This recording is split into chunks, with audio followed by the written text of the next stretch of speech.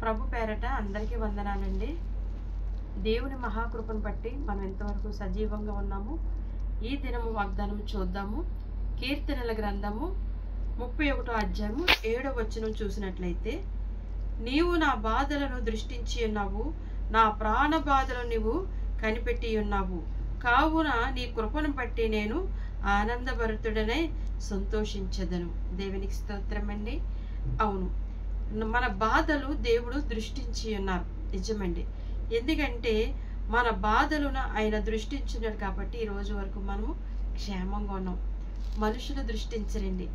మనుషులు దృష్టింతే మనము బలహీనం వచ్చినప్పుడు కానీ, మనకి నీరసం వచ్చినప్పుడు కానీ, మనకి అపాయం వచ్చినప్పుడు కానీ, లేదా ఒక అప్పుల సమస్యలో ఉన్నప్పుడు కానీ, లేదా ప్రాణాపాయంలో ఉన్నప్పుడు కానీ మనుషులైతే విడిచిపెట్టి వెళ్ళిపోతారండి.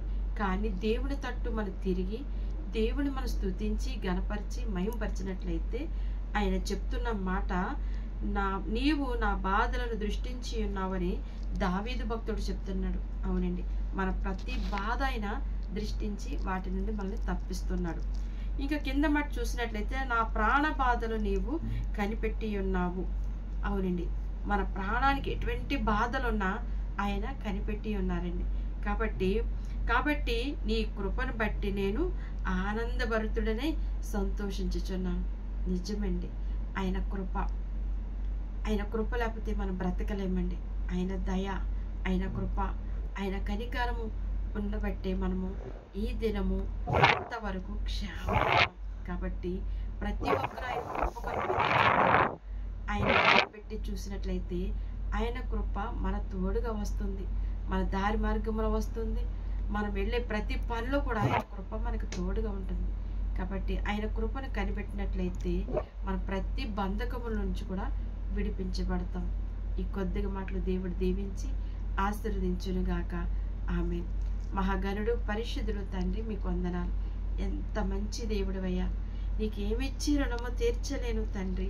ఇదిగో నా ప్రాణ బాధలను నువ్వు కనిపెట్టి ఉన్నావు. అవును తండ్రి, మా ప్రాణానికి ఏ బాధలు వచ్చినా ఎవరు కనిపెట్టరయ్యా, ఎవరు చూడరయ్యా. ఎవరు బాధల వారికేనైనా నా బాధలు కనిపెట్టేవాడు నీవే తండ్రి. మా ప్రాణ బాధల నుంచి విడిపించి మమ్మల్ని మీ కృపను బట్టి ఆనందభరితులుగా చేస్తున్నాం. నీకు వందనాలు. ప్రతి ఒక్కరి పట్ల మేలు చేయండి ప్రభా. ప్రతి ఒక్కరి బాధల్ని వినాశకాలం చేయండి ప్రభా. ఎవరైతే వారి ప్రాణ బాధలతో బాధపడుతున్నారో ప్రభా, వారందరినీ విడిపించమని అడుగుచున్నాం తండ్రి. ప్రతి ఒక్కరిని మీరు కాపాడండి అయ్యా. ప్రతి ఒక్కరిని మీరు దృష్టించండి అయ్యా. ప్రతి ఒక్కరికి మీ కృప తోడుగా ఉంచమని యేసుక్రీస్తు వారి నామంలో మిక్కిలిగా బ్రతిమలాడి వేడుకుంటున్నాం తండ్రి. ఆమేన్. God bless you.